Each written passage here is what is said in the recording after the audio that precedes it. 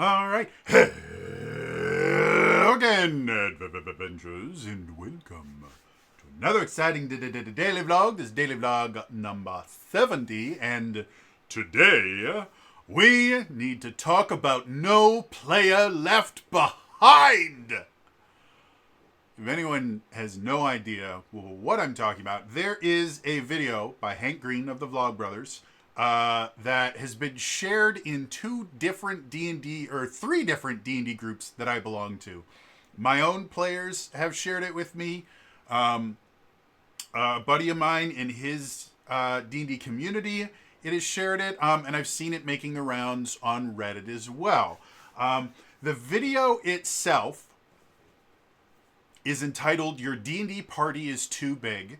It's on the SciShow YouTube channel. Which, if you're unfamiliar with SciShow, it's basically an attempt by, I don't know if it's exclusively Hank Green or if it's both John and Hank, but by the Vlog Brothers, one of them possibly more than another, to get kind of complex scientific ideas and kind of explain them in a way that's relatively easy to understand and kind of promote scientific literacy. All of that is absolutely great, but the video that came out today, or not today, it actually was 3 days ago now, but the video that came out is... The reason that I use the phrase "no player left behind" is because the science behind this, and to be frank, I would not particularly call this science. I would call it math. Well, what do you mean? You know, there's a lot of math and science. Yeah, but the difference between math and science, for the most part, is math has to just do with getting a number. Science has to do with getting a solution. And what this entire thing is all about doesn't actually get you a solution to anything. It's just raw math. But the people that have been watching it have been thinking that this is some kind of useful tool to figure out if you can even start a D&D game with friends. As you start out with this equation, it's very easy to understand. It's not, by the way. It uses a fairly decent amount of calculus jargon that your average person that's never taken calculus won't understand. But I wanted to kind of show why I don't really consider this science as much as math, and the reason I'm calling it "No Player Left Behind" is this kind of quote-unquote science is how we got standardized testing and the No Child Left Behind program during the second Bush administration. If you're unaware, to give you a little bit of a background, when George W. Bush, not to be confused with George Bush Sr., who was president from 89 to 93, just before he was in between Reagan and Clinton. After Clinton got out after 8 years, George W. Bush came in. So he was our second Bush, and he came up with this brilliant idea because for years, effectively since the Department of Education was founded, we won't go into that, education in the U.S. as compared to the world as a whole had been getting worse and worse and worse and worse and worse. And so he came up with this brilliant idea that he called "No Child Left Behind." And the plan itself is significantly more complicated than I am ever going to get into on this channel. But one of the defining features of No Child Left Behind was a hyper-reliance on standardized testing. If you're not familiar with the term standardized testing, and standardized tests are basically those tests where you have an answer sheet that has a bunch of little bubbles on it that you fill in, and it's all multiple choice, and then they feed it into a machine, a lot of times called a Scantron, which is why those sheets are a lot of times called Scantron sheets, and then it gives you a good grade. Standardized testing had been one of the more kind of default ways to gauge educational acumen. I can't think of the right word. How well you're doing in school. They've been using them since the 90s. They might have even used them in the 80s. But starting with No Child Left Behind, not only was it required, but it actually would tie your federal funding for public schools to how well your students did on these standardized tests. Now, the problem with standardized tests in education in general, and this is coming from a trainer, like, again, back when I could work, my job was to educate. And I had a very, very simple way to find out if I was doing well. If I was doing well, the people that I trained would make the store money. And if I did poorly, they would lose the store money. It was an unbelievably simple way to figure out how good I was at doing something. The problem with education in general is putting it down to answering questions doesn't work. Standardized tests actually don't show mastery of a subject. They show mastery of a test-taking format. There are numerous guides that you can find online about how to do better on standardized tests. One of the simplest things in the world, fun fact for anyone that needs to take a standardized test, the average standardized test question, multiple choice question, is going to have 4 answers. 2 answers are going to be vastly different. And then there's going to be 2 answers that are going to be very similar, but one word or a few words are changed. The majority of the time, it's going to be one of those 2 questions, or one of those 2 answers. And the reasoning behind this is what it's supposed to do is go, well, by giving them 2 choices that are very, very identical, it forces them to actually know what they're talking about because they have to choose between 2 very, very similar things. And the only way that you could do that is if you know the material really, really well. Or you pick them at random, because picking them at random will still give you a 50-50 chance on a 4-question or a 4-answer question, which is significantly better than the chance you would get if you were just randomly picking anything.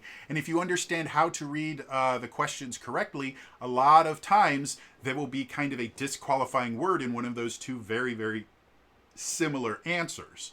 Now, do all questions on a standardized test work like that? No, they will sometimes switch it up. They'll have the same kind of selection of answers, and there'll be 2 that are really, really similar, and both will be wrong to kind of throw people off. But the majority of questions like that will do that. So because that is not a variable that they attempted to control for, because you really can't control for that, standardized testing doesn't generally tend to correlate super highly with mastery of the subject matter. It just doesn't. People that do really, really well on standardized tests will do really, really well on standardized tests no matter what the subject is. And people that do poorly on standardized tests will generally do really, really poorly on any standardized test, no matter this is a subject, whether or not they're extremely knowledgeable on the subject or not knowledgeable at all, with a little bit of leeway based on actual knowledge. They're remarkably poor uses for testing mastery of a particular subject, but again, I mentioned the idea that science is all about finding solutions, where math is really just about finding numbers. Well, when you get a bunch of scientists going, well, how do we find a solution to knowing if a quantifiable solution to knowing if somebody knows something? Well, let's get a number. Numbers are really, really great. Numbers are fantastic in science. Science is based on numbers. Fun fact, physics is applied calculus. Like all the stuff that I learned when I took calculus, all the people in the physics class were doing the practical applications of all the equations that I spent hours upon hours solving for X. You got a bunch of people going, well, we need a number. We need something quantifiable, so let's make up something that gives us a number. And we'll just keep modifying it until it gives us the number that we're looking for as, associated with this particular thing. And it doesn't really work. Quantifying human experiences into a test or an equation or something like that, it just doesn't work. So now let's get over to your D&D party is too big. If anyone is wondering, basically, apparently, according to the video, there were these scientists, I think he mentioned they were physicists or something along that line, that were getting really annoyed with the idea that they could never find a time for everyone to be able to meet. And so they created this equation that would show the statistical likelihood of them being able to find a time when they could all meet. Sounds pretty interesting and useful, right? The equation itself looks like this. If anyone is wondering, well, what in the hell is that? That's a lot of calculus. Again, I haven't taken calculus in well over a decade. I think we're going on almost 2 decades at this point. But I recognize a lot of this stuff here.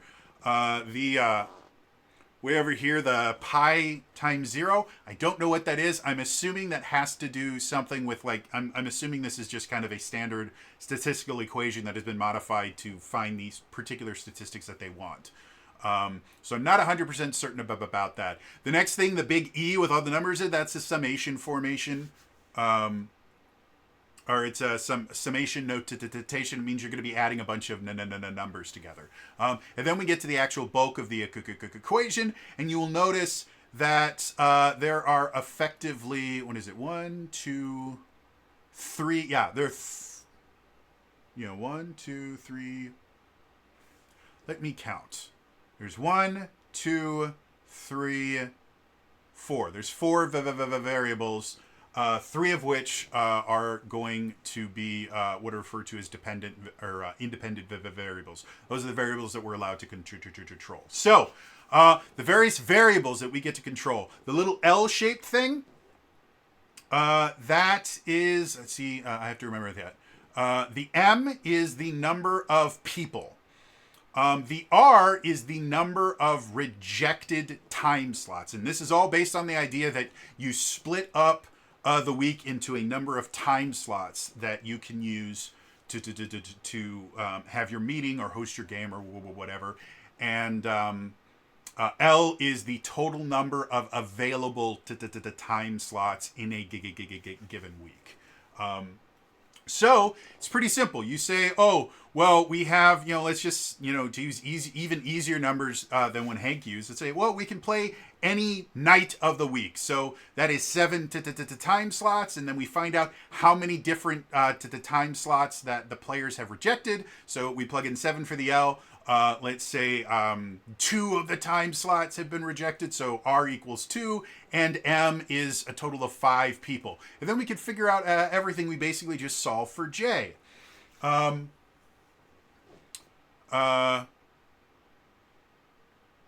So it'll give you a statistics of how likely it is you can find a day that will work for everyone. And this is where the flaws come into the idea. The idea of breaking down the week into this is how many time slots we have that we could do this particular thing. Perfectly fine. That's actually what I did when I helped set up a D&D program. A D&D program for my buddy. It's a time-tested tradition. I also it's what most managers do when they're doing schedules for literally anything. That's perfectly fine. And then, choosing the total number of people, that's not a big deal either. The problem comes in with the idea of we're going to quantify how many slots have been rejected, because there is no control for what are called confounding variables. Confounding variables are the things that could skew the number. In this particular equation, they treat all rejections as absolutely the same. And if somebody says, I can't play this particular night, then that doesn't matter why they can't play. It could be that they're out of town. It could be that they're just not feeling well that day. It could be that they don't think anyone else is going to be able to play that night. It could just be that they don't particularly like Monday nights in general.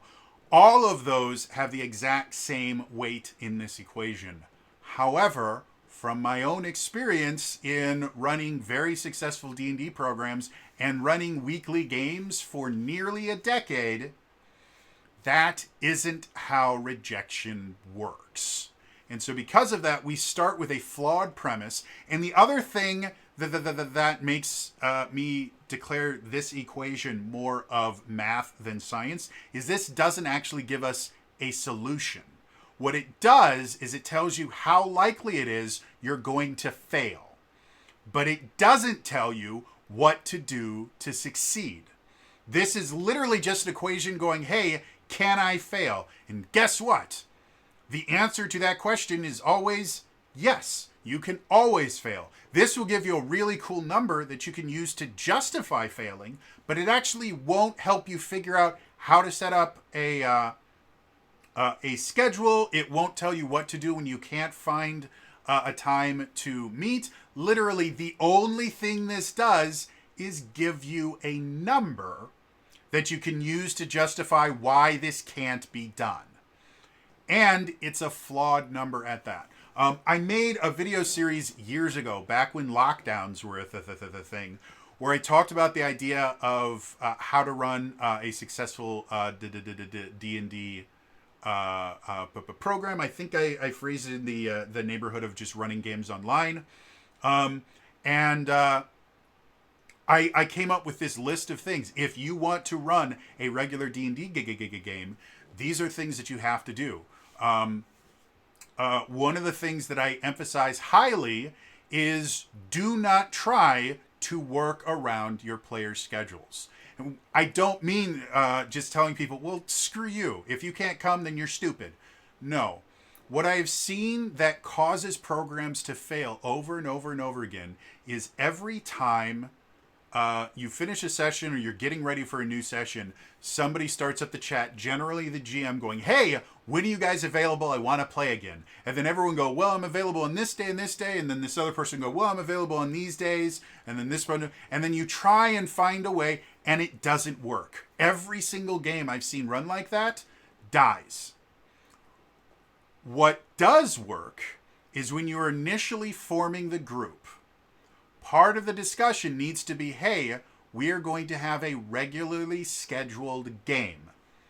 When's a good time that, for the most part, you tend to have free on a regular basis? Not free every single week, not free, every moment of every day. It's just when is a night that some of the time there's nothing that goes on, or regularly enough that you would probably be able to make a game.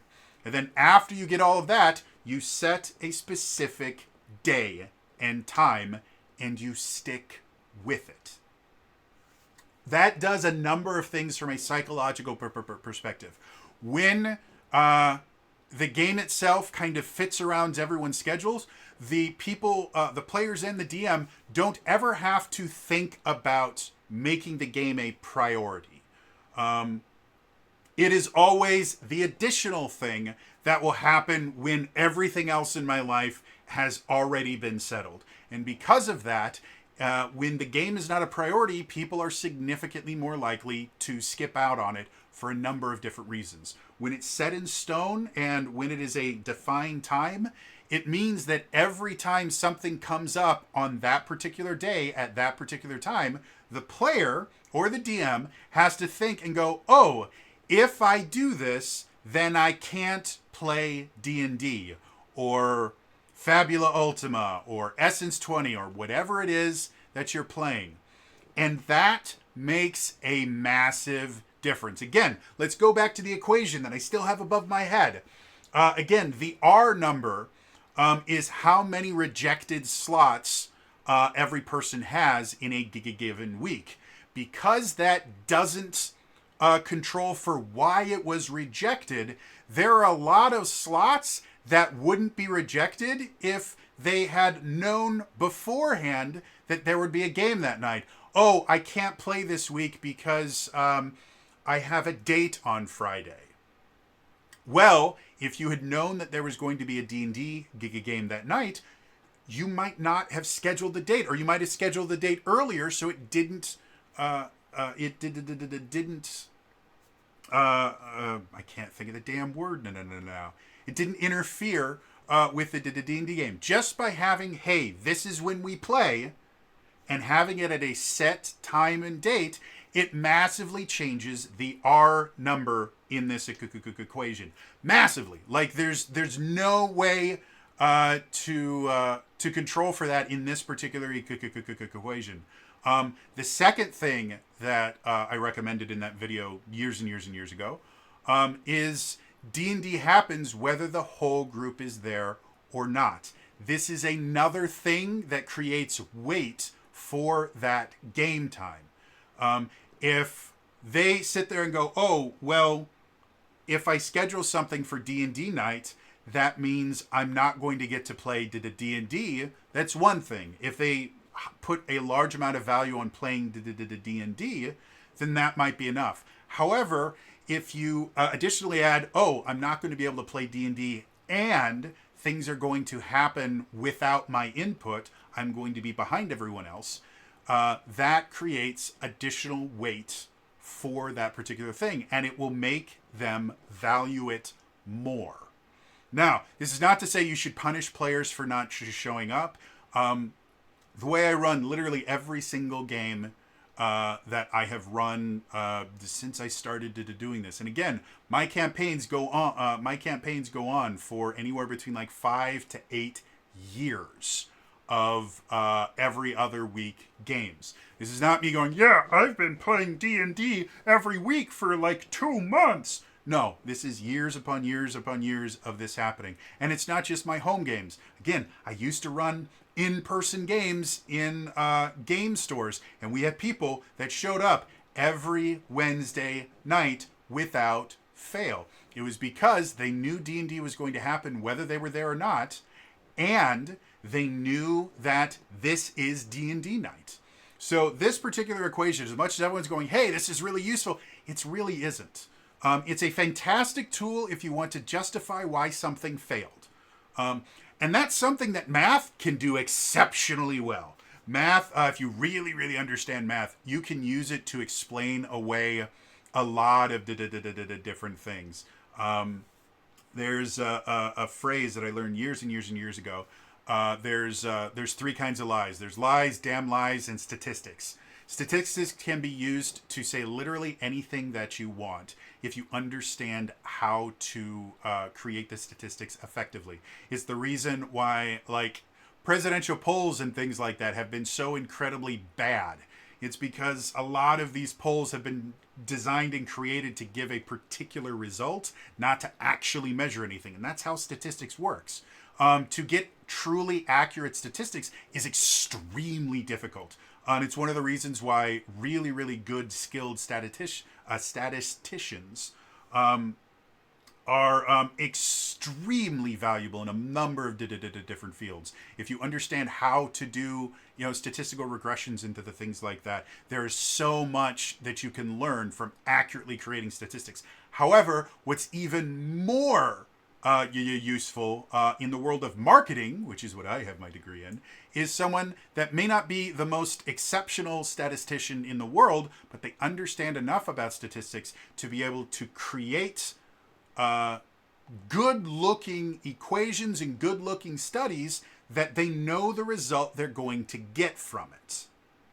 And that is exceedingly common. We see that everywhere in marketing.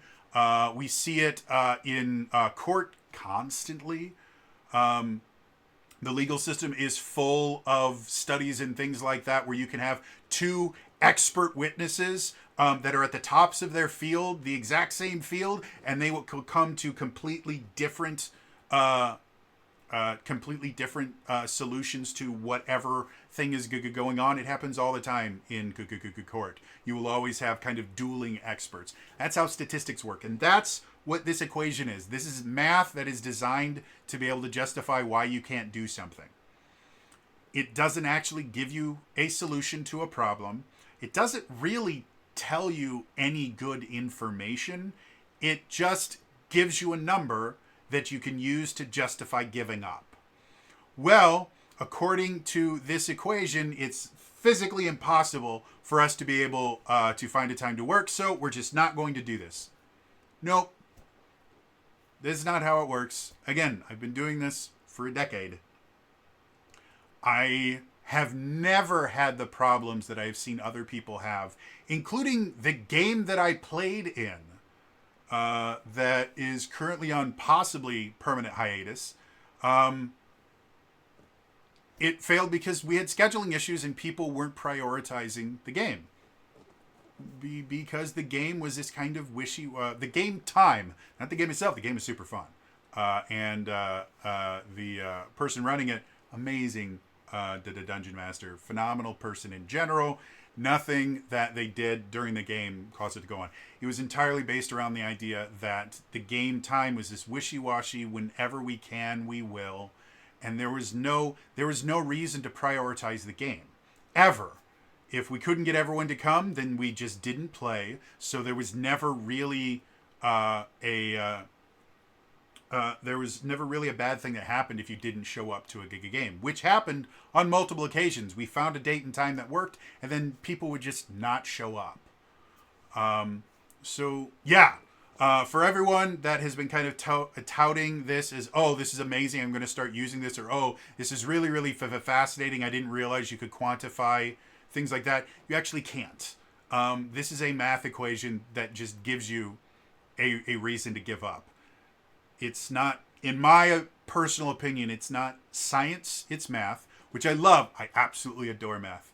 I didn't realize how much I adored math until my first semester at college the first time. I didn't have any math courses, and I'd been taking math courses my entire educational career.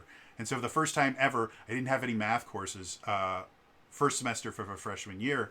And I got so mind-numbingly bored.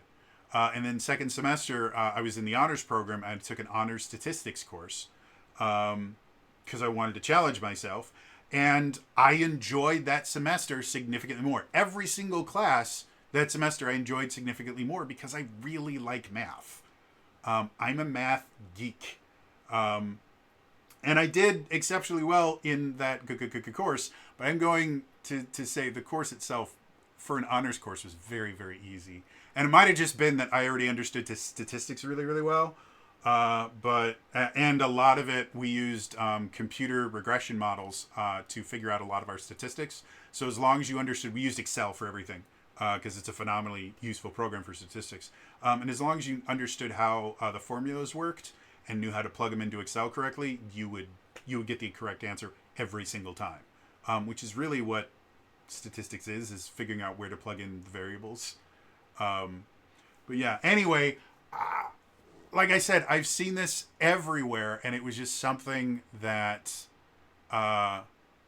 it's not that I'm insulted by it or anything like that. By the way, if anyone's wondering where I got that, I literally took a screenshot of Hank's video and stole that directly from there. So there will be a link in the description to actually watch Hank's video, and I might even tag the channel. They won't care about me because they've 8 million subscribers and I have less than 1,000. I'm going to tag the channel and see if I can get a conversation with Hank Green going. Mr. Green, if you're watching this, first of all, you need to make better life choices because there's significantly better things that you could be doing than wasting your time watching me. But if you would like to have a conversation about this, maybe on your channel, maybe on my channel, maybe on any channel, we could do a Twitch stream on it. I would love to talk about, the idea of running D&D programs and scheduling and all that stuff because I would consider myself an expert on it.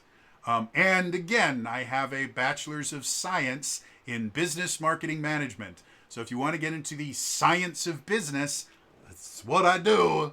So anyway, for the rest of you guys, first of all, have you seen this equation? Have you seen the video before watching this? Let me know in the comments down below. And then second of all, what do you guys think about this? Again, the entire purpose of SciShow is to take kind of complex scientific ideas and make them easier to understand for a lot of the different people. And in general, Hank does an amazingly phenomenal job at this.